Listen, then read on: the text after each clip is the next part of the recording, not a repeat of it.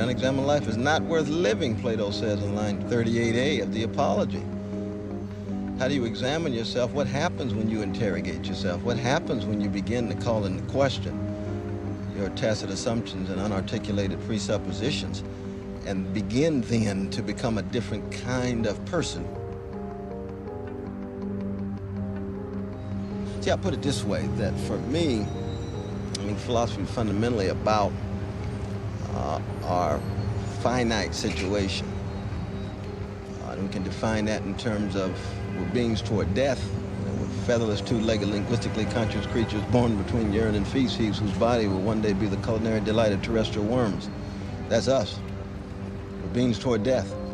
At the same time, we have desire. Why we are organisms in space and time, and so it's desire in the face of death. And then, of course, you've got dogmatism, various attempts to hold on to certainty, various forms of idolatry. And you've got dialogue in the face of dogmatism. And then, of course, structurally and institutionally, you have domination. And you have democracy. You have attempts of people trying to render accountable elites, kings, queens, suzerains, corporate elites, politicians, try to make these elites accountable to everyday people. So philosophy itself becomes a critical disposition of wrestling with desire in the face of death, wrestling with dialogue in the face of dogmatism, and wrestling with democracy, trying to keep alive very fragile democratic experiments in the face of structures of domination, patriarchy, white supremacy, imperial power, state power, all those concentrated forms of power that are not accountable to people who are affected by it.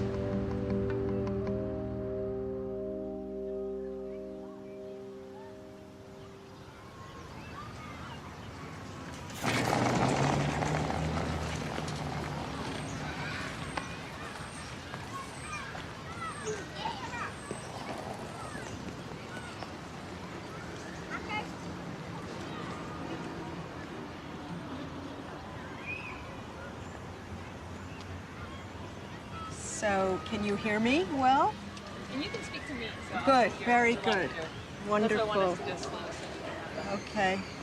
So I was trying to figure out what you were getting me into here and how we're implicated in this walk. I was going to interview you and ask you what you thought you were doing. I'm specifically thinking about the challenge of making a film about philosophy, which obviously has a spoken element, but is typically written. And the book form allows you to explore something so in depth, 300, 400, 500 pages exploring a single concept. Whereas in a feature-length film, you have 80 minutes in the form of speech that's been recorded, and in the case of this film, each person has 10 minutes. Yes, that is scandalous. I can understand that the others would have 10 minutes, but to bring me down to 10 minutes is an outrage. There's no doubt about it. The thing is, we don't know where this film is going to land, whom it's going to shake up, wake up, or freak out, or bore. But even boredom as an offshoot of melancholy would interest me as a response to these dazzling utterances that we're producing. But I would say that even if philosophy, and don't forget that Heidegger ditched philosophy for thinking, because he thought philosophy as such was still too institutional, academic, too bound up in knowledge and results, too cognitively inflected. So he asked the question, what is called thinking? And he had a lot to say about walks, about going on paths that lead nowhere. One of his important texts is called Hauswege, which means a path that leads nowhere. In Greek, the word for path is methodos. So we're on the path.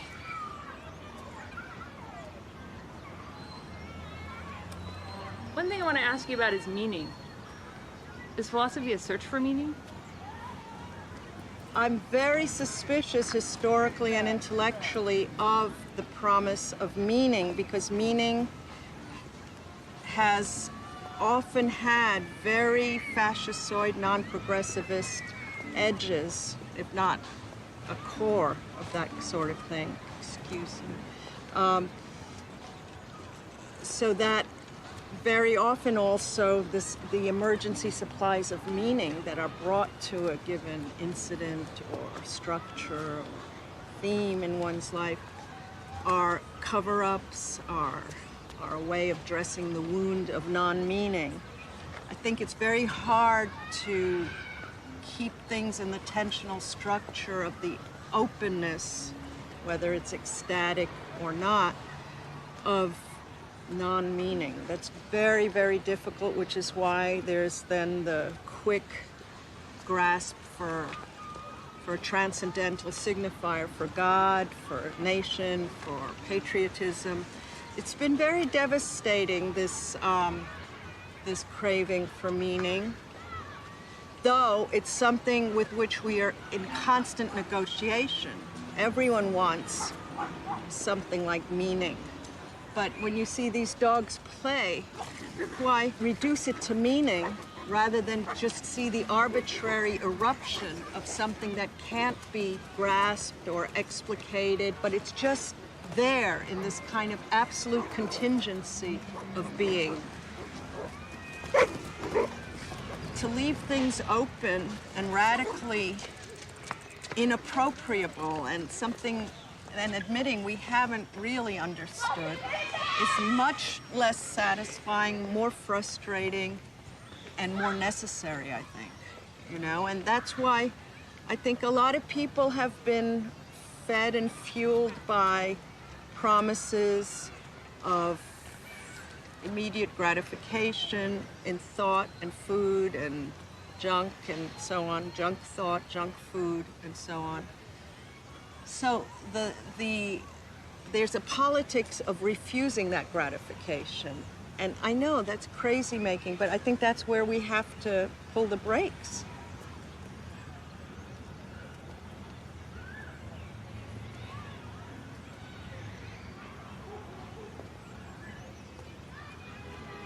Some people might be troubled or might wonder, how do you behave ethically if there's no ultimate meaning? Precisely where there isn't guaranteed or palpable meaning, you have to do a lot of work and you have to be mega ethical. Because it's much easier to live life and know that, well, that you shouldn't do and this you should do because someone said so. If we're not anxious, if we're okay with things, we're not trying to explore or figure anything out. So anxiety is the mood par excellence of ethicity, I think. You know, now I'm not prescribing anxiety disorder for anyone. However, could you imagine Mr. Bush, who doesn't give a shit when he sends everyone to the gas chamber or the electric chair? He expresses no anxiety, and they're very proud of this. They don't lose a wink of sleep. They express no anxiety. This is something that Derrida has taught. If you feel that you've acquitted yourself honorably, then you're not so ethical. If you have a good conscience, then you're kind of worthless. Like if you think, oh, I gave this homeless person $5, I'm great, then you're irresponsible. The responsible being is one who thinks they've never been responsible enough. They've never taken care enough of the other. The other is so in excess of anything you can understand or grasp or reduce.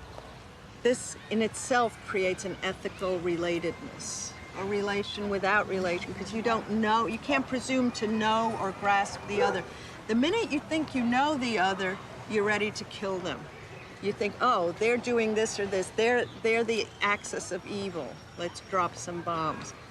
But if you don't know, you don't understand this alterity, it's so other that you can't violate it with your sense of understanding, then you have to let it live in a sense.